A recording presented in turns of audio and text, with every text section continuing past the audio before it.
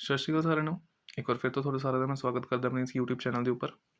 Last video ਜਿਹੜੀ ਹੈਗੀ ਆਪਾਂ ਨੇ ਇਕਨੋਮਿਕਸ ਦੇ ਇੰਪੋਰਟੈਂਟ ਟੌਪਿਕਸ ਜਿਹੜੇ ਸੀਗੇ 1 ਮਾਰਕਰ 2 ਮਾਰਕਰ ਦੀ ਸੀਰੀਜ਼ ਸਟਾਰਟ ਕੀਤੀ ਸੀਗੀ, ਠੀਕ ਹੈ ਨਾ। ਔਰ ਲਾਸਟ ਅਗਰ ਆਪਾਂ ਲਗਾ ਕੇ ਦੇਖੀਏ ਤਾਂ ਆਪਾਂ ਨੇ ਬੈਂਕਿੰਗ ਦੇ ਚੈਪਟਰ ਤੱਕ ਜਿਹੜੇ ਸੀਗੇ ਇੰਪੋਰਟੈਂਟ ਟੌਪਿਕਸ ਆਪਣੇ ਦੇਖ ਲਿੱਤੇ ਸੀਗੇ। ਨੈਕਸਟ ਇਸ ਤੋਂ ਬਾਅਦ ਜਿਹੜੇ ਚੈਪਟਰਸ ਆਪਣੇ ਕੋਲ ਹੈਗੇ ਉਹਨਾਂ ਦੇ ਆਪਾਂ ਕੁਐਸਚਨਸ ਡਿਸਕਸ ਕਰਾਂਗੇ। 1 ਮਾਰਕਰ 2 ਮਾਰਕਰ ਦੇ ਕੰਸੈਪਟਸ ਦਾ ਡਿਸਕਸ ਕਰਾਂਗੇ ਪਲੱਸ ਅਗਰ ਆਪਾਂ ਲਗਾ ਕੇ ਦੇਖੀਏ ਜਿਹੜੇ ਆਉਣ ਵਾਲੇ ਅੱਗੇ ਚੈਪਟਰ ਹੈਗੇ ਇਹਨਾਂ 'ਚ ਲੌਂਗ ਕੁਐਸਚਨਸ ਵੀ ਬਹੁਤ ਵਧੀਆ ਬਣਦੇ ਆਪਣੇ ਕੋਲ, ਠੀਕ ਹੈ ਨਾ। ਤੇ ਨਾਲ ਮੈਂ ਜਿਹੜੇ ਕਿ ਤੁਹਾਨੂੰ ਉਹ ਵੀ ਮੈਂਸ਼ਨ ਕਰ ਦਾਂਗਾ। ਚਲੋ, ਤਾਂ ਪਹਿਲਾ ਚੈਪਟਰ ਜਿਹੜਾ ਆਪਣੇ ਕੋਲ ਹੈਗਾ ਉਹ ਐਗਰੀਗੇਟ ਡਿਮਾਂਡ ਤੇ ਉਹਦੇ ਕੰਪੋਨੈਂਟਸ, ਠੀਕ ਹੈ ਨਾ। ਤੇ ਇਸ ਤੋਂ ਇਲਾਵਾ ਐਗਰੀਗੇਟ ਸਪਲਾਈ ਦਾ ਹੈਗਾ। ਤਾਂ ਇਹਨਾਂ ਚੈਪਟਰਸ ਦੇ ਵਿੱਚ ਅਗਰ ਆਪਾਂ ਲਗਾ ਕੇ ਦੇਖੀਏ ਤਾਂ ਕਈ ਕੁਝ ਟੌਪਿਕਸ ਹਨ ਜਿਹੜੇ ਕਿ ਮੈਂ ਤੁਹਾਡੇ ਸਾਹਮਣੇ ਰੱਖੇ ਹੈਗੇ। ਇਹ ਟੌਪਿਕਸ ਜਿਹੜੇ ਕਿ ਆਪਾਂ ਨੂੰ ਅੱਛੇ ਤਰੀਕੇ ਨਾਲ ਪਤਾ ਹੋਣੇ ਚਾਹੀਦੇ ਹੈਗੇ ਤਾਂ ਕਿ ਆਪਾਂ ਈਜ਼ੀਲੀ ਆਪਣੇ 1 ਮਾਰਕਰ 2 ਮਾਰਕਰ ਕੁਐਸਚਨਸ ਦੇ ਆਨਸਰ ਦੇ ਸਕੀਏ, ਠੀਕ ਹੈ। ਸਭ ਤੋਂ ਪਹਿਲਾਂ ਮੀਨਿੰਗ ਆਫ ਐਗਰੀਗੇਟ ਡਿਮਾਂਡ। ਤਾਂ ਬੇਸਿਕਲੀ ਐਗਰੀਗੇਟ ਡਿਮਾਂਡ ਦਾ ਮੀਨਿੰਗ ਅਗਰ ਆਪਾਂ ਲਗਾ ਕੇ ਦੇਖੀਏ ਤਾਂ ਹੁੰਦਾ ਕੀ ਹੈ, it refers to total demand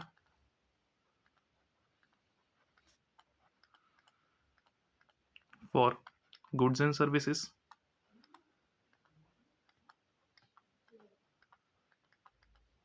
in an economy। ਕਿਸੇ ਵੀ ਅਰਥ ਵਿਵਸਥਾ ਦੇ ਵਿੱਚ ਅਗਰ ਆਪਾਂ ਗੱਲ ਕਰੀਏ ਤਾਂ ਜਦੋਂ ਆਪਾਂ total demand for goods and services ਦੀ ਗੱਲ ਕਰਦੇ ਹਾਂ ਤਾਂ ਉਸੇ ਨੂੰ ਆਪਾਂ ਨਾਮ ਦੇ ਦਿੰਦੇ ਹਾਂ ਆਪਣੀ ਐਗਰੀਗੇਟ ਡਿਮਾਂਡ ਦਾ। ਔਰ ਇਸ ਦੇ ਉਲਟ ਐਗਰੀਗੇਟ ਸਪਲਾਈ ਅਗਰ ਆਪਾਂ ਲਗਾ ਕੇ ਦੇਖੀਏ ਤਾਂ ਕੀ ਹੁੰਦੀ ਹੈਗੀ ਹੈ, ਤਾਂ it refers to total supply of goods and services produced by a producer in an economy, ਠੀਕ ਹੈ।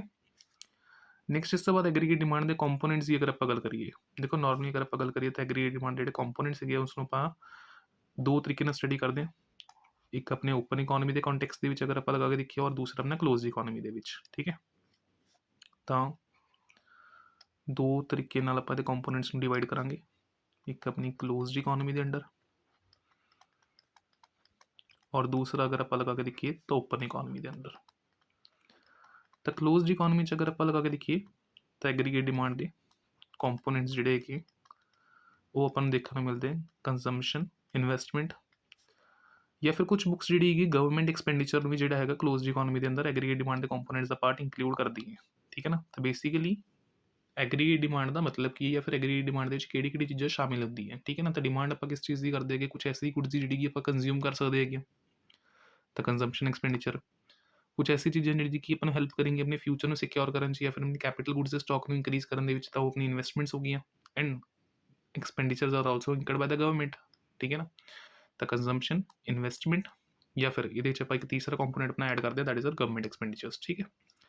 ਔਰ ਓਪਨ ਇਕੋਨਮੀ ਦੇ ਕੰਟੈਕਸਟ ਦੇ ਵਿੱਚ ਐਗਰੀਗੇਟ ਡਿਮਾਂਡ ਦੇ ਜਿਹੜੇ ਕੰਪੋਨੈਂਟ ਸੀਗੇ ਉਸ 'ਚ consumption, investment, government spendings plus net exports ਨੂੰ ਜਿਹੜਾ ਹੈਗਾ ਉਹ ਸ਼ਾਮਿਲ ਕੀਤਾ ਗਿਆ। ਤੇ ਟੋਟਲ ਅਗਰ ਆਪਾਂ ਲਗਾ ਕੇ ਦੇਖੀਏ 4 ਕੰਪੋਨੈਂਟਸ ਜਿਹੜੇ ਹੈਗੇ ਆਪਾਂ ਨੂੰ ਓਪਨ ਇਕੋਨਮੀ ਵਿੱਚ ਦੇਖਣ ਨੂੰ ਮਿਲਦੇ ਹੈ, ਠੀਕ ਹੈ। ਨੈਕਸਟ ਇਸ ਤੋਂ ਬਾਅਦ ਆਪਣੇ ਕੋਲ ਕੁਐਸਚਨ ਕੀ ਹੈ, what do you mean by consumption function, ਠੀਕ ਹੈ। ਤਾਂ ਸਿੰਪਲ ਜੀ ਗੱਲ, consumption is the function of income, ਠੀਕ ਹੈ ਨਾ। ਕੰਜ਼ੰਪਸ਼ਨ ਜਿਹੜੀ ਕਿ ਕਿਹਦੇ ਉੱਪਰ ਡਿਪੈਂਡ ਕਰਦੀ ਹੈ, ਲੈਵਲ ਆਫ ਇਨਕਮ ਦੇ ਉੱਪਰ ਡਿਪੈਂਡ ਕਰਦੀ ਹੈ। ਅਗਰ ਲੈਵਲ ਆਫ ਇਨਕਮ ਇੰਕਰੀਜ਼ ਹੋਏਗਾ ਤਾਂ ਲੈਵਲ ਆਫ ਕੰਜ਼ੰਪਸ਼ਨ ਵੀ ਆਪਣਾ ਕੀ ਹੋਏਗਾ, ਇੰਕਰੀਜ਼ ਹੋਏਗਾ, ਠੀਕ ਹੈ। ਔਰ ਕੰਜ਼ੰਪਸ਼ਨ ਦੀ basic equation consumption C equals to C bar plus BY, ਜਿੱਥੇ C ਬਾਰ ਦਾ ਮਤਲਬ ਕੀ ਆਪਣੀ ਆਟੋਨਮਸ ਕੰਜ਼ੰਪਸ਼ਨ। ਆਟੋਨਮਸ ਮੀਨਸ ਇੱਕ ਐਸੀ ਕੰਜ਼ੰਪਸ਼ਨ ਜਿਹੜੀ ਕਿ free from the level of income ਹੈ, ਮਤਲਬ even the persons income is zero, there is some basic expenditure which is incurred by a consumer on his consumption, ठीक है ना। और दूसरी BY, जिथे B अगर आप लगा के देखिए तो स्टैंड किधर करेगा अपना MPC बीटा, और वाई अपना स्टैंड किधर करेगा अपना इनकम के लिए। तो इट मीनस कुछ ऐसी कंजम्पशन है जी अपनी कि ऊपर डिपेंड करती है, लेवल ऑफ इनकम के ऊपर डिपेंड करती है। तो ऑटोनमस कंजम्पशन और ऐसी consumption which is depend upon the level of income, इसमें अगर आप प्लस कर दिए तो अपने को वैल्यू की आती है टोटल कंजम्पशन की आ जाती है, ठीक है ना। सो ये अपना की एक तरह का कंजम्पशन फंक्शन, ठीक। चलो नैक्सट इस तो बाद अपने को टॉपिक है propensity to consume. Propensity to consume के टॉपिक में थोड़ा समझाने लिए मैं स्पेस खाली कर लवां। प्रोपेंसिटी टू कंज्यूम सिंपली अपन कहता की है, डिफरेंट लैवल ऑफ इनकम के उपर डिफरेंट लैवल ऑफ कंजम्पशनस किस तरीके की देखने को मिलणगियां, ठीक है ना। तो बेसिकली प्रोपेंसिटी टू कंज्यूम जो अपन शो करता है relationship between consumption and income at different levels, ठीक है ना। तो इसमें दो तरीके स्टडी कर सकते हैं, एक अपनी एवरेज प्रोपेंसिटी टू कंज्यूम होंगी है जिसनों आप शॉर्टली APC कह दें, एक अपनी मार्जिनल प्रोपेंसिटी टू कंज्यूम होंगी है जिसनों आप MPC कह दें, ठीक है ना। तो APC and MPC, APC simply shows the relationship between consumption and income, ठीक है ना। और इनकम के चेंज आने कंजम्पशन कितना चेंज आता है, उसनों स्टडी जिहड़ा हैगा आपां किहदे थ्रू करदे अपनी MPC दे थ्रू, ठीक है ना। So MPC equals to delta C over delta Y, ठीक है। तो ये दो फॉर्मूलाज हैं जिहड़े कि अपने 1 मार्क्स ਦੇ ਲਈ ध्यान च रखने अपने। क्वेश्चन न्यूमेरिकल भी जिहड़ा हैगा इन्हां दे ਉੱਪਰ ਪੁੱਛ ਲੈਂਦਾ ਹੈਗਾ ਕਈ ਵਾਰ, ठीक। जिवें कंजम्पशन दी हुई, इनकम दी हुई, फाइंड करो APC कितनी होगी, या फिर इनकम का चेंज दिता हुआ है, कंजम्पशन का चेंज दिता हुआ है, MPC फाइंड करो, ठीक। सेम इसी ਨਾਲ ਇੱਕ ਮਿਲਦਾ ਜੁਲਦਾ ਟੌਪਿਕ ਆਪਣੇ ਕੋਲ ਹੈਗਾ ਪ੍ਰੋਪੈਂਸਿਟੀ ਟੂ ਸੇਵ ਦਾ, ਠੀਕ ਹੈ। ਤਾਂ ਪ੍ਰੋਪੈਂਸਿਟੀ ਟੂ ਸੇਵ ਬੇਸਿਕਲੀ ਕੀ ਹੁੰਦੀ ਹੈ ਆਪਣੇ ਕੋਲ, relationship between savings and income, ਠੀਕ ਹੈ ਨਾ। ਸੇਵਿੰਗਸ ਔਰ ਇਨਕਮ ਦੇ ਵਿਚਕਾਰ ਜਦੋਂ ਆਪਾਂ ਰਿਲੇਸ਼ਨਸ਼ਿਪ ਸਟੱਡੀ ਕਰਦੇ ਹਾਂ ਤਾਂ ਉਸਨੂੰ ਆਪਾਂ ਪ੍ਰੋਪੈਂਸਿਟੀ ਟੂ ਸੇਵ ਕਹਿ ਦਿੰਦੇ ਹਾਂ। ਅਗੇਨ ਇਹ ਵੀ ਦੋ ਤਰੀਕੇ ਨਾਲ ਆਪਾਂ ਨੂੰ ਦੇਖਣ ਨੂੰ ਮਿਲਦਾ, APS and MPS, average propensity to save and marginal propensity to save. APS simply shows particular एक इनकम के लैवल के उपर कितनी सेविंग्स अपनी हैगी है। तो सेविंग्स और इनकम की रेशो जी हैगी है जो आप सॉल्व करते हैं तो उसको नाम बता दें APS का। और इनकम के चेंज होने नाल सेविंग्स कितना चेंज होता है जो आप इस चीज़ की स्टडी करते हैं तो उसको नाम बता दें MPS का, ठीक है ना। So that is basically APS and MPS। Next इस तो बाद रिलेशनशिप जो पूछा है अपने को APC और APS का और MPC और MPS का, ठीक है ना। इसनों अपन नहीं करना है, जस्टिफाई करना है या फिर इसनों अपन ने ਕੱਢ ਕੇ ਦਿਖਾਉਣਾ ਵੀ ਕਿਵੇਂ ਹੁੰਦਾ ਹੈਗਾ। ਹੁਣ ਦੇਖੋ ਉਰੇ ਮੈਂ ਸੋਲਵ ਕਰ ਦਿੰਦਾ ਇਸਨੂੰ। 2 ਮਾਰਕਸ ਦੇ ਵਿੱਚ ਕਈ ਵਾਰ ਰਿਲੇਸ਼ਨਸ਼ਿਪ ਪੁੱਛ ਲਿੱਤਾ ਜਾਂਦਾ ਹੈਗਾ, ਠੀਕ ਹੈ ਨਾ। ਤਾਂ ਇਸਨੂੰ ਧਿਆਨ ਨਾਲ ਸਮਝ ਲੈਣਾ ਆਪਣਾ। ਬਾਕੀ 1 ਮਾਰਕਸ ਦੇ ਵਿੱਚ ਵੀ ਇਹਦੇ ਬੇਸ ਦੇ ਉੱਪਰ ਆਪਣੇ ਕੋਲ ਨਿਊਮੈਰੀਕਲਸ ਆ ਸਕਦੇ ਹੋ, ਕਿਸ ਤਰੀਕੇ ਨਾਲ ਹੋਣਗੇ ਮੈਂ ਤੁਹਾਨੂੰ ਦੱਸਦਾ। Basic equation y equals to C plus S होंगी अपनी, ठीक है ना। जो भी व्यक्ति पैसा कमा रहेगा उसका कुछ हिस्सा वो खर्च कर लेंदा अपनी जरूरतों पूरी करने के उपर, और कुछ पैसा जो है वो सेव कर लेंदा है। तो हम इस इक्वेशन जो आप करेंगे डिवाइड करावांगे both sides by y, divide both sides by y। तो y over y equals to C over y plus S over y। तो कैंसल आउट होकर 1 बन जाएगा। C over y basically formula किस चीज़ का सीगा, APC का। और S over y basically formula किहदा सीगा, APS का। सो APC प्लस APS दोनों जोड़ के वैल्यू कि बराबर आएगी अपने को 1 के बराबर आ जाएगी, ठीक है।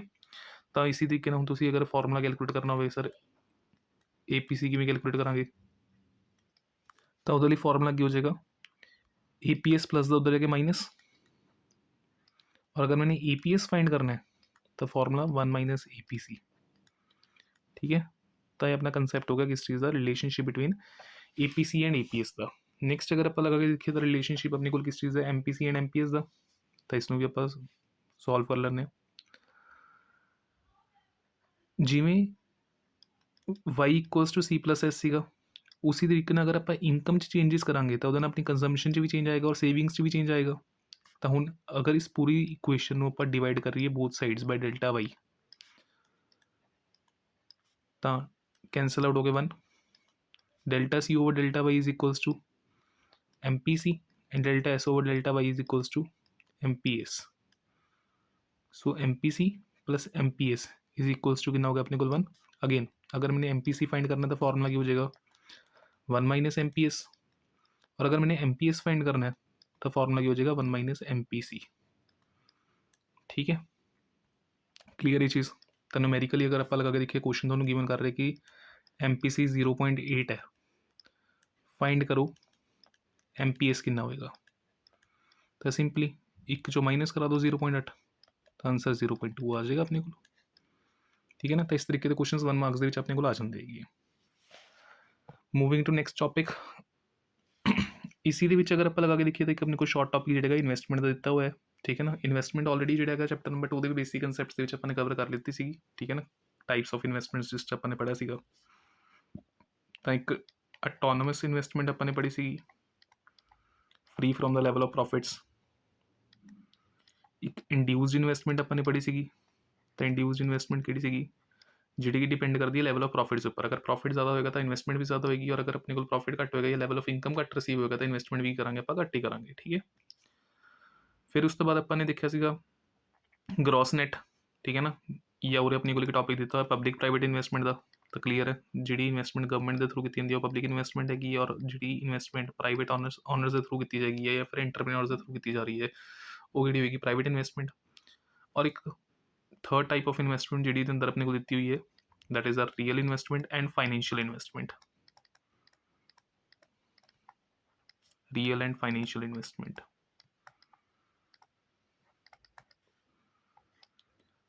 ਰੀਅਲ ਇਨਵੈਸਟਮੈਂਟ ਦਾ ਮਤਲਬ ਕੀ ਹੈ? ਕੋਈ ਵੀ ਐਸਾ ਨਿਵੇਸ਼ ਜਿਹੜਾ ਕਿ ਤੁਹਾਨੂੰ ਅੱਜ ਦੀ ਡੇਟ ਦੇ ਵਿੱਚ ਕੀਤਾ ਹੈਗਾ ਉਹਦੇ ਨਾਲ ਤੁਹਾਡਾ ਕੈਪੀਟਲ ਸਟਾਕ 'ਚ ਇੰਕਰੀਜ਼ ਹੋਇਆ ਹੈ, ਇੰਕਰੀਜ਼ ਇਨ ਦਾ ਕੈਪੀਟਲ ਸਟਾਕ।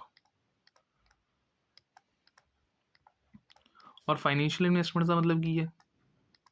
ਤੁਹਾਡੇ ਫਾਈਨੈਂਸ਼ੀਅਲ ਐਸੈਟਸ ਇੰਕਰੀਜ਼ ਹੋਏ ਹੈ, ਲਾਈਕ ਤੁਹਾਨੂੰ ਇਨਵੈਸਟਮੈਂਟ ਕੀਤਾ ਹੈਗਾ ਸ਼ੇਅਰਸ ਵਗੈਰਾ ਦੇ ਵਿੱਚ, ਡਿਬੈਂਚਰਸ ਵਗੈਰਾ ਦੇ ਵਿੱਚ। ਉਹਦੇ ਬੇਸਿਕਲੀ ਅਗਰ ਆਪਾਂ ਲਗਾ ਕੇ ਦੇਖੀਏ ਤਾਂ ਇਨਵੈਸਟਮੈਂਟ ਤੁਹਾਨੂੰ ਕਿਸ ਚੀਜ਼ ਕੀਤੀ ਹੈਗੀ ਹੈ? Land and building, plant and machinery वगैरह, ठीक है ना। और एक ये है शेयर्स, डिवेंचर्स वगैरह या बॉन्ड्स, ठीक है ना। तो की अपनी फाइनेंशियल इन्वेस्टमेंट्स है, ठीक। उस तो बाद न्यूमेरिकल क्वेश्चन छोटा जिहा अगर आप लगा के देखिए, national disposable income basically Y दी हुई है 500 है अपने को, वाई इक्वल्स टू 500, और कंजम्पशन मतलब सी 350, तो वाई माइनस सी करके सेविंग्स निकल जाएंगी अपने को। फाइंड की करना है A P S and A P C, तो पहला वाई माइनस सी करके आप एस फाइंड कर लिए, इनकम चो कंजम्पशन माइनस कर देने, सेविंग्स निकल जाएंगी। तो 500 माइनस 350, सेविंग्स अपने को आ जाएंगे 150 दी, ठीक है ना। हम अपने फाइंड की करना है A P S and A P C, A P C तो निकल जाएगी एस सी अपॉन वाई। तो सेविंग्स कितनी आई है अपने को, सॉरी ए पी एस पहला फाइंड कर लें आप, सेविंग्स कितनी आई है अपने को 150 दी, और इनकम कितनी हैगी अपनी 500 दी। तो 150 डिवाइडेड बाय 500 अगर आप करिए 0.3, ठीक है। और अगर मैं हूँ इस ए पी एस नू 1 चो माइनस करा दूँ तो ए पी सी ऑटोमैटिकली आ जाएगी। तो 1 माइनस 0.3 करके आंसर कितना आ जाएगा अपने को 0.7, ठीक है। तो फाइनल आंसर अपने को हो गया। तो इस दिन वाले चैप्टर अपना कंप्लीट है। नैक्सट इस तो बाद chapter number 9, determination of income in 2 sector model. तो इस बेसिकली अगर आप लगा के देखिए तो मीनिंग एंड टाइप्स ऑफ अनइंप्लॉयमेंट हैगी है। अपने सैंपल पेपर च भी क्वेश्चन जोड़ा सीगा कीता सीगा सॉल्व। अनइंप्लॉयमेंट मीनस कि अ सिचुएशन जिथे अगर आप लगा के देखिए तो अपने को व्यक्ति काम करना चाहता है पर उसको काम मिल नहीं रहेगा, या फिर situation of not attaining full employment in the economy is known as unemployment, ठीक है। दूसरे पास अनइंप्लॉयमेंट टाइप्स अगर आप लगा के देखिए तो बेरोजगारी कितने तरीके देखी सी अपने 4 तरीके स्टडी की सी, वॉलंटरी, इनवॉलंटरी, फ्रिक्शनल तो स्ट्रक्चरल। वॉलंटरी स्वेच्छा अनुसार व्यक्ति कोई फ्री बैठा है, इनवॉलंटरी काम करना चाहता है पर मार्केट से काम मिल नहीं रहेगा। Frictional due to shiftation of job, lack of raw material, या फिर मशीनरी ब्रेक डाउन करके अगर कम नहीं मिल पा रहेगा तो बेसिकली ये फ्रिक्शनल अनइंप्लॉयमेंट, या फ्री बैठना पै रहा लेबर तो की है फ्रिक्शनल अनइंप्लॉयमेंट है। स्ट्रक्चरल अनइंप्लॉयमेंट किसी ऑर्गेनाइजेशन के काम करने का स्ट्रक्चर अगर चेंज हो गया तो वो करके जी लेबर ने अपने वर्क तो निकाल दिता है तो बेसिकली किस चीज़ का पार्ट बन जाएगी, स्ट्रक्चरल अनइंप्लॉयमेंट का पार्ट बन जाएगी, ठीक है। उस तो बाद problem of excess and deficient demand. Excess demand का मतलब की है when aggregate demand is greater than aggregate supply. तो ऐसी सिचुएशन के हमेशा की होएगा अपने को इन्फ्लेशन इंक्रीज हो जाएगा, मार्केट में महंगाई बढ़ जाएगी, प्राइजेस गुड्स के हाइक हो जाएंगे, ठीक है ना। इसमें आप ग्राफिकली अगर प्लॉट करिए, ठीक है ना, ग्राफिकल प्रेजेंटेशन जी ज़्यादा अच्छी रहेगी, तुम समझ लो। अपनी एग्रीगेट सप्लाई कब है जी की पहले इंक्रीज होगी and after a particular stage ये अपनी की हो जाएगी कॉन्सटेंट हो जाएगी।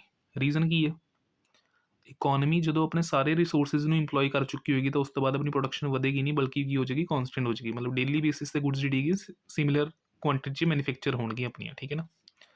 तो और अपनी level of income, output and employment आप शो करा, और इस साइड आप aggregate demand and aggregate supply show करा। तो इक्विलिब्रियम कदों आंदा जो एग्रीगेट डिमांड कि इक्वल होंगे अपना एग्रीगेट सप्लाई दे, ठीक है ना। इकोनॉमी इक्विलिब्रियम अपने को आता है, और इक्विलिब्रियम किहड़ा होंदा है फुल इंप्लॉयमेंट वाला, ठीक है। बट अगर डिमांड एक्सेस है, एक्सेस होने मतलब की है डिमांड इस पर्टिकुलर लेवल तो ज़्यादा है, तो ये पैरेलल अगर आप लगा के देखिए तो कुछ इस तरीके ना कर्व अपन दिखेगी बनती हुई। तो ये किस चीज़ को रिप्रेजेंट करेगा, over full employment equilibrium, over full employment equilibrium,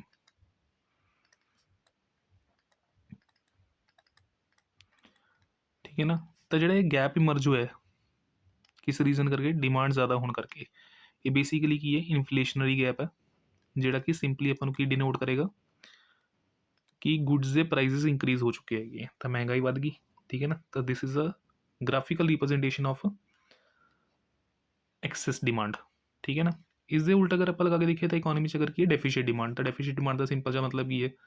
aggregate demand ਘੱਟ ਹੈ ਐਗਰੀਗੇਟ ਸਪਲਾਈ ਨਾਲੋਂ। ਠੀਕ ਹੈ ਨਾ, ਤਾਂ ਇਸ ਨੂੰ ਅਗਰ ਮੈਂ ਗ੍ਰਾਫਿਕਲੀ ਰਿਪਰੈਜ਼ੈਂਟ ਕਰਾਂ,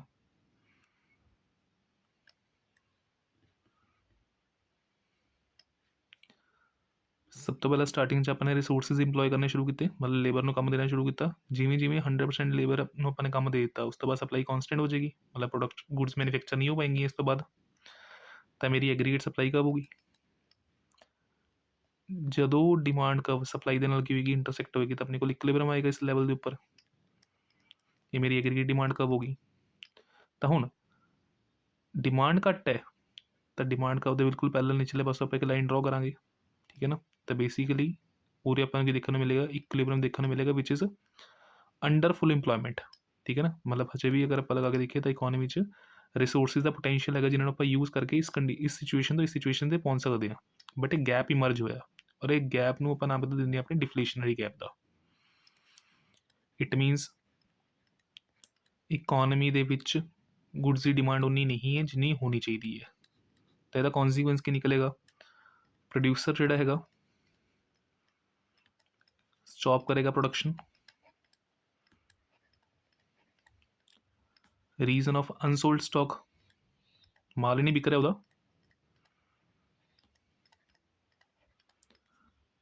ਰਿਮੂਵਸ labour from the work, labour ਜਿਹੜੀ ਕੰਮ ਕਰ ਰਹੀ ਹੈਗੀ ਉਸ ਕੋਲ, ਉਸਨੂੰ ਕੰਮ ਤੋਂ ਨਿਕਾਲ ਦੇਗਾ। ਤਾਂ ਪ੍ਰੋਬਲਮ ਕਿਸ ਚੀਜ਼ ਦੀ ਆ ਜਾਏਗੀ? ਅਨਇੰਪਲੋਇਮੈਂਟ ਦੀ। ਠੀਕ ਹੈ ਨਾ, ਸੋ ਇਹ ਆਪਣੀ ਪ੍ਰੋਬਲਮ ਕਿਸ ਚੀਜ਼ ਦੀ ਆ ਗਈ? ਡੈਫੀਸ਼ੀਟ ਡਿਮਾਂਡ ਦੀ। ਠੀਕ ਹੈ ਨਾ, so these are the basic questions ਜਿਹੜੇ ਕਿ 2 ਮਾਰਕਸ ਦੇ ਵਿੱਚ ਆਪਣੇ ਕੋਲ ਆ ਸਕਦੇ।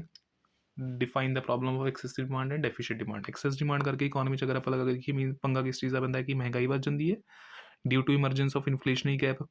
ਔਰ ਡੈਫੀਸ਼ੀਟ ਡਿਮਾਂਡ ਦੀ ਸਿਚੁਏਸ਼ਨ 'ਚ ਅਗਰ ਆਪਾਂ ਲਗਾ ਕੇ ਦੇਖੀਏ ਤਾਂ ਅਕਰੈਂਸ ਕਿਸ ਚੀਜ਼ ਦੀ ਦੇਖਣ ਨੂੰ ਮਿਲਦੀ ਹੈ? ਡਿਫਲੇਸ਼ਨਰੀ ਗੈਪ ਦੀ ਦੇਖਣ ਨੂੰ ਮਿਲਦੀ ਹੈਗੀ, ਜਿੱਥੇ ਆਪਾਂ ਨੂੰ ਸਾਫ਼ ਕਲੀਅਰ ਕੀ ਹੋ ਰਹੇਗਾ ਕਿ ਪ੍ਰੋਡਿਊਸਰ ਜਿਹੜਾ ਹੈਗਾ ਆਪਣੀ ਪ੍ਰੋਡਕਸ਼ਨ ਰੋਕ ਦੇਗਾ। ਰੀਜ਼ਨ ਬੀਂਗ ਉਸ ਕੋਲ ਅਨਸੋਲਡ ਸਟਾਕ ਕਾਫੀ ਜ਼ਿਆਦਾ ਵੱਧ ਗਿਆ ਹੈਗਾ, ਤਾਂ ਹੁਣ ਉਹਨੂੰ ਲੇਬਰ ਜਿਹੜੀ ਵੀ ਆਪਣੇ ਕੋਲ ਕੰਮ 'ਤੇ ਰੱਖੀ ਹੋਈ ਹੈ ਉਸਨੂੰ ਨਿਕਾਲਣਾ ਸ਼ੁਰੂ ਕਰੇਗਾ ਕਿਉਂਕਿ ਉਹਦੇ ਐਕਸਪੈਂਸਿਸ ਬਹੁਤ ਜ਼ਿਆਦਾ ਹਾਈ ਹੋ ਰਹੇ ਹੈਗੇ। ਠੀਕ ਹੈ ਨਾ, ਤਾਂ ਇੰਨੀ ਲੇਬਰ ਰੱਖਣ ਦਾ ਮੈਨੂੰ ਕੋਈ ਫਾਇਦਾ ਨਹੀਂ ਹੈਗਾ। ਤਾਂ problem of unemployment persist in the economy. Next chapter ਇਸ ਤੋਂ ਬਾਅਦ ਅਗਰ ਆਪਾਂ ਲਗਾ ਕੇ ਦੇਖੀਏ ਤਾਂ ਇਨਵੈਸਟਮੈਂਟ ਮਲਟੀਪਲਾਇਰ। ਠੀਕ ਹੈ, ਇਸ ਦੇ 'ਚ ਇੱਕ ਤਾਂ ਮੀਨਿੰਗ ਇਨਵੈਸਟਮੈਂਟ ਮਲਟੀਪਲਾਇਰ ਦਾ, ਤਾਂ ਮੀਨਿੰਗ ਬੇਸਿਕਲੀ ਕੀ ਹੈ? Ratio of income with respect to level of investments. ਠੀਕ ਹੈ ਨਾ, ਤਾਂ ਬੇਸਿਕਲੀ ਆਪਾਂ ਕਹਿ ਸਕਦੇ ਹਾਂ ਕਿ ਇਨਵੈਸਟਮੈਂਟ ਮਲਟੀਪਲਾਇਰ ਆਪਣਾ, ਠੀਕ ਹੈ ਨਾ, is equals to delta Y upon delta I. ਤਾਂ relationship between income and investment ਜਦੋਂ ਆਪਾਂ ਰਿਪਰੈਜ਼ੈਂਟ ਕਰਨਾ ਹੁੰਦਾ ਹੈ ਤਾਂ ਉਹਦੇ ਲਈ ਆਪਾਂ ਕਿਹਦਾ ਸਹਾਰਾ ਲੈਂਦੇ ਹੈਗੇ? ਮਲਟੀਪਲਾਇਰ ਦਾ ਸਹਾਰਾ ਲੈਂਦੇ ਹਾਂ ਕਿ how much change in investment will lead to change in income. ਦੋ ਤਰੀਕੇ ਨਾਲ ਮਲਟੀਪਲਾਇਰ ਦੀ ਵਰਕਿੰਗ ਆਪਾਂ ਨੂੰ ਦੇਖਣ ਨੂੰ ਮਿਲਦੀ ਹੈ, ਇੱਕ ਤਾਂ ਫਾਰਵਰਡ ਵਰਕਿੰਗ ਔਰ ਇੱਕ ਬੈਕਵਰਡ ਵਰਕਿੰਗ। ਠੀਕ ਹੈ ਨਾ, ਅੱਗੇ ਆਪਾਂ ਡਿਸਕਸ ਕਰਾਂਗੇ। ਇਨਵੈਸਟਮੈਂਟ ਮਲਟੀਪਲਾਇਰ ਦਾ ਫਾਰਮੂਲਾ ਤੁਹਾਡੇ ਵਾਸਤੇ ਮੈंने ਲਿਖ ਦਿੱਤਾ ਹੈਗਾ ਕਿ equals to delta Y upon delta E. ਫਿਰ ਉਸ ਤੋਂ ਬਾਅਦ ਰਿਲੇਸ਼ਨਸ਼ਿਪ ਆਪਾਂ ਐਕਸਪ੍ਰੈਸ ਕਰਨਾ ਕੇ ਐਂਡ ਐਮਪੀਸੀ ਦਾ। ਬੇਸਿਕਲੀ ਰਿਲੇਸ਼ਨਸ਼ਿਪ ਕੀ ਹੈ? ਪੋਜ਼ੀਟਿਵ ਜਾਂ ਡਾਇਰੈਕਟ ਆਪਾਂ ਕਹਿ ਸਕਦੇ ਹਾਂ। ਡਾਇਰੈਕਟ ਕਿਉਂ ਕਹਿ ਰਹੇ ਆਪਾਂ? ਅਗਰ ਇਕੋਨਮੀ 'ਚ ਲੋਕ ਕੰਜ਼ੰਪਸ਼ਨ ਐਕਸਪੈਂਡੀਚਰ ਇੰਕਰੀਜ਼ ਕਰਨਗੇ ਤਾਂ ਕਿਸੇ ਇੱਕ ਦਾ ਖਰਚਾ ਕਿਸੇ ਦੂਸਰੇ ਦੀ ਇਨਕਮ ਬਣੇਗੀ। ਠੀਕ ਹੈ ਨਾ, ਔਰ increase in income will lead to increase in the level of investments. ਠੀਕ ਹੈ ਨਾ, ਤਾਂ ਕਹਿਣ ਦਾ ਮਤਲਬ ਕੀ ਹੈ? ਲੋਕਾਂ ਦੁਆਰਾ ਕੀਤਾ ਗਿਆ ਖਰਚਾ ਅਰਥ ਵਿਵਸਥਾ ਦੇ ਵਿੱਚ ਪ੍ਰੋਡਿਊਸਰਸ ਦੀ ਇਨਕਮ ਬਣੇਗੀ ਔਰ ਉਸ ਇਨਕਮ ਦੇ ਨਾਲ ਫਰਦਰ ਕੀ ਕਰਨਗੇ? ਉਹ ਇਨਵੈਸਟਮੈਂਟਸ ਕਰਨਗੇ। ਤਾਂ ਜਿਵੇਂ ਜਿਵੇਂ ਐਮਪੀਸੀ ਦਾ ਲੈਵਲ ਇੰਕਰੀਜ਼ ਹੋਏਗਾ ਉਸ ਤਰੀਕੇ ਨਾਲ ਮਲਟੀਪਲਾਇਰ ਦਾ ਲੈਵਲ ਵੀ ਜਿਹੜਾ ਹੈਗਾ ਉਹ ਇੰਕਰੀਜ਼ ਹੋਏਗਾ। ਹੁਣ ਇਸ ਨੂੰ ਥੋੜ੍ਹਾ ਜਿਹਾ ਅਗਰ ਆਪਾਂ ਇਕੁਏਸ਼ਨ ਵਾਈਜ਼ ਅਗਰ ਆਪਾਂ ਰਿਪਰੈਜ਼ੈਂਟ ਕਰੀਏ ਕਿ ਇਹਦੀ ਬੇਸਿਕ ਇਕੁਏਸ਼ਨ ਕੀ ਹੈ? ਡੈਲਟਾ ਵਾਈ ਅਪੋਨ ਡੈਲਟਾ ਆਈ। ਔਰ ਆਪਾਂ ਨੂੰ ਪਤਾ ਹੈ ਇਨਕਮ ਕਿਹਦੇ ਬਰਾਬਰ ਹੁੰਦੀ ਹੈ? ਕੰਜ਼ੰਪਸ਼ਨ ਪਲੱਸ ਸੇਵਿੰਗਸ ਦੇ। ਔਰ ਉਹ ਸੇਵਿੰਗਸ ਜਦੋਂ ਆਪਾਂ ਮਾਰਕੀਟ 'ਚ ਇਨਵੈਸਟ ਕਰਦੇ ਹੈਗੇ ਤਾਂ ਇਕੁਏਸ਼ਨ ਚੇਂਜ ਹੋ ਕੇ ਆਪਣੇ ਕੋਲ ਕੀ ਬਣ ਜਾਂਦੀ? Y equals to C plus I. ਠੀਕ ਹੈ, ਹੁਣ ਅਗਰ ਇਨਕਮ 'ਚ ਚੇਂਜ ਹੋਏਗਾ ਤਾਂ ਕੰਜ਼ੰਪਸ਼ਨ 'ਚ ਵੀ ਚੇਂਜ ਆਏਗਾ ਔਰ ਇਨਵੈਸਟਮੈਂਟ 'ਚ ਵੀ ਚੇਂਜ ਆਏਗਾ। ਔਰ ਚੇਂਜਿਸ ਇਨ ਇਨਵੈਸਟਮੈਂਟ ਆਪਾਂ ਆਈਡੈਂਟੀਫਾਈ ਕਿਵੇਂ ਕਰਾਂਗੇ? ਜਦੋਂ ਇਨਕਮ 'ਚੋਂ ਆਪਾਂ ਮਾਈਨਸ ਕੀ ਕਰਾ ਦਾਂਗੇ? ਆਪਣੀ ਕੰਜ਼ੰਪਸ਼ਨ। ਤਾਂ income minus consumption equals to investment. ਤਾਂ ਹੁਣ ਆਪਾਂ ਰਿਪਲੇਸ ਕਰਦੇ ਹਾਂ ਉਰੇ ਡੈਲਟਾ ਆਈ ਨੂੰ ਕਿਹਦੇ ਨਾਲ? Delta Y minus delta C. ਠੀਕ ਹੈ, डिवाइड करा दिए both numerator and denominator by delta Y, तो k equals to delta Y upon delta Y upon delta Y minus delta C upon delta Y, cancel out करके दा 1, इधर भी cancel out करके 1, और याद होएगा delta C upon delta Y किहदे बराबर होंदा है, M P C. So basically K दी value 1 upon 1 minus M P C अपने को आ जाएगी, और 1 माइनस एम पी सी किहदे बराबर होंदा सीगा 1 अपॉन एम पी एस दे। तो एक फॉर्मूला अपने को बन जाएगा K equals to 1 upon M P S, और एक फॉर्मूला अपने को बन जाएगा K equals to 1 upon 1 minus M P C. K and M P सी का रिलेशनशिप डायरेक्ट है,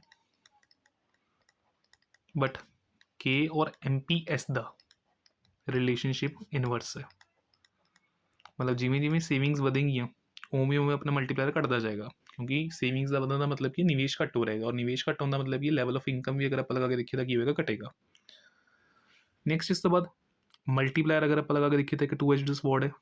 ध्यान करना रिलेशनशिप बिटवीन के एंड एम पी सी बहुत इंपॉर्टेंट है, पेपर 'ਚ बहुत ज़्यादा चांसेस है कि क्वेश्चन ਜਿਹੜਾ ਹੈਗਾ ਆਪਣੇ ਕੋਲ ਆ ਸਕਦਾ 2 ਮਾਰਕਸ ਦੇ ਵਿੱਚ। ਮਲਟੀਪਲਾਇਰ ਇੱਕ 2 ਐਜਡ ਸਵॉर्ड ਹੈ, ਇਹ ਟਰਮ ਕਿਸ ਨੇ ਦਿੱਤੀ ਆਪਾਂ ਨੂੰ, ਸੈਮੂਅਲਸਨ ਨੇ। 2 ਐਜਡ ਸਵॉर्ड ਦਾ ਮਤਲਬ ਕੀ ਹੈ, ਮਲਟੀਪਲਾਇਰ ਦੀ ਵਰਕਿੰਗ ਜਿਹੜੀ ਹੈਗੀ ਦੋ ਤਰੀਕੇ ਨਾਲ ਕੰਮ ਕਰਦੀ ਹੈ, ਇੱਕ ਤਾਂ ਫਾਰਵਰਡ ਇੱਕ backward. Forward working of multiplier ਦੇਖਣ ਨੂੰ ਮਿਲਦੀ ਹੈ ਆਪਾਂ ਨੂੰ, ਔਰ ਇੱਕ ਆਪਾਂ ਨੂੰ ਕੀ ਦੇਖਣ ਨੂੰ ਮਿਲਦੀ ਹੈ, ਬੈਕਵਰਡ ਵਰਕਿੰਗ। ਫਾਰਵਰਡ ਦਾ ਮਤਲਬ ਆਪਣੇ ਕੋਲ ਕੀ ਹੈ, ਅਗਰ ਮੈਂ ਲੈਵਲ ਆਫ ਇਨਵੈਸਟਮੈਂਟ ਇੰਕਰੀਜ਼ ਕਰਾਂਗਾ ਤਾਂ ਲੈਵਲ ਆਫ ਇਨਕਮ ਵੀ ਇੰਕਰੀਜ਼ ਹੋਏਗੀ, ठीक है ना। बट अगर मैं लेवल ऑफ इन्वेस्टमेंट डिक्रीज करांगा तो उधर लेवल ऑफ इनकम भी की होगी अपनी डिक्रीज होगी। So it is a 2 edged sword working both sides, forward as well as backward, ठीक है। नेक्स्ट इस तो बाद अगला चैप्टर अपना गवर्नमेंट बजट, इंपॉर्टेंट चैप्टर है लॉन्ग क्वेश्चन के लिए भी अगर आप लगा के देखिए तो इस गवर्नमेंट बजट का तो पहला मीनिंग ही आ जाएगा। तो बजट अपन सबनों पता ही है सरकार की आमदन ते खर्च की ਵੇਰਵਾ ਹੁੰਦਾ ਇੱਕ ਤਰ੍ਹਾਂ ਦਾ। ਤਾਂ ਬੇਸਿਕਲੀ ਰਿਸੀਟਸ ਐਂਡ ਐਕਸਪੈਂਡੀਚਰਸ ਦਾ ਜੋ ਚਿੱਠਾ ਸਰਕਾਰ ਬਣਾਉਂਦੀ ਹੈ ਉਹ ਬੇਸਿਕਲੀ ਕੀ ਹੈ, ਉਹਨਾਂ ਦਾ ਬਜਟ ਹੈ। ਫੈਬਰਰੀ ਮੰਥ ਦੇ ਵਿੱਚ ਅਗਰ ਆਪਾਂ ਲਗਾ ਕੇ ਦੇਖੀਏ ਤਾਂ ਪਾਰਲੀਮੈਂਟ ਦੇ ਵਿੱਚ ਜਿਹੜਾ ਹੈਗਾ ਬਜਟ ਪੇਸ਼ ਕੀਤਾ ਜਾਂਦਾ ਹੈਗਾ। ਤਾਂ ਹੁਣ receipts further classified in 2 categories, revenue receipts and capital receipts. Expenditure is also categorized into 2 categories, revenue expenditures and capital expenditures, ठीक है ना। तो इन्होंने कंपोनेंट्स जोड़े के पता होने चाहिए है। रेवेन्यू रिसीट्स की होंगी है सरकार नूं ਉਹ ਪ੍ਰਾਪਤੀਆਂ ਜਿਹਦੇ ਨਾਲ ਨਾ ਤਾਂ ਸਰਕਾਰ ਦੀ ਅਗਰ ਆਪਾਂ ਲਗਾ ਕੇ ਦੇਖੀਏ ਤਾਂ ਕੋਈ ਲਾਇਬਿਲਿਟੀ ਕ੍ਰੀਏਟ ਹੋ ਰਹੀ ਹੈਗੀ ਹੈ, ਠੀਕ ਹੈ ਨਾ, ਨਾ ਹੀ ਉਹਨਾਂ ਦਾ ਕੋਈ ਹੋ ਰਹੇਗਾ ਐਸਿਡ ਘਟ ਰਹੇਗਾ। ਤਾਂ neither reduces asset nor it creates any liability. पैसा आ रहा है ना अपने को, तो पैसा आने का मतलब की है, हो सकता अपने उधारी वगैरह चक्की हो तो लाइबिलिटी क्रिएट हो जाती है, पर ऐसी कोई देनदारी उरे बन ही नहीं रही। हो सकता अपने अपनी कोई चीज़ बेची हो पर एसेट भी नहीं घट रहेगा। तो सरकार को कोई भी ऐसी इनकम मिल रही जिसके ना तो उन्होंने कोई पूंजी घट रही है, ना ही उन्होंने कोई देनदारी खड़ी हो रही है, उसको नाम दें रेवेन्यू रिसीट्स का। तो 2 तरीके की देखने मिलती हैं, tax receipts and non tax receipts.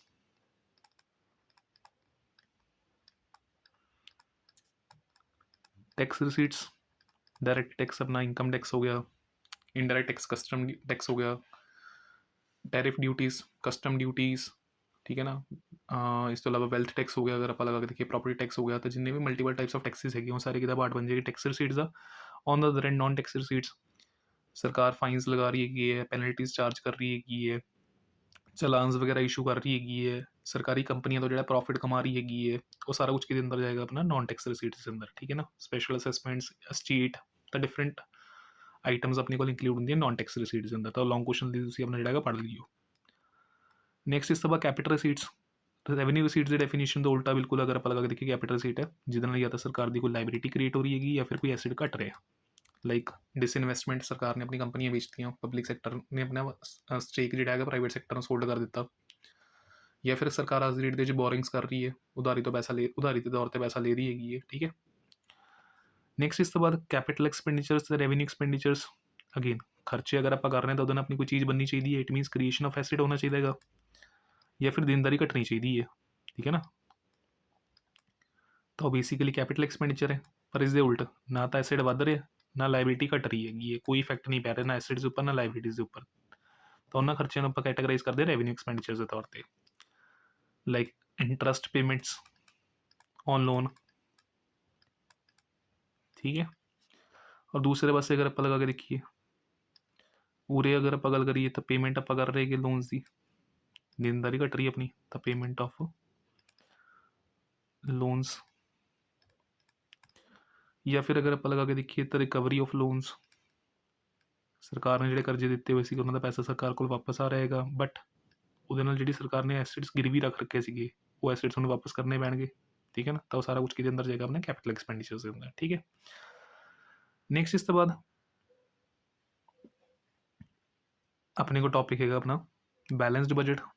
ਤਾਂ ਬੈਲੈਂਸ ਬਜਟ ਬੇਸਿਕਲੀ ਮਤਲਬ ਕੀ ਹੈ, when budget expenditures is equals to budget receipts, ਸਰਕਾਰ ਦੇ ਖਰਚੇ ਔਰ ਸਰਕਾਰ ਦੀ ਪ੍ਰਾਪਤੀਆਂ ਦੋਨੋਂ ਇੱਕ ਦੂਜੇ ਦੇ ਅਗਰ ਬਰਾਬਰ ਹੈਗੀ ਤਾਂ ਉਸਨੂੰ ਆਪਾਂ ਨਾਮ ਦਿੰਦੇ ਹਾਂ ਆਪਣੇ ਬੈਲੈਂਸ ਬਜਟ ਦਾ।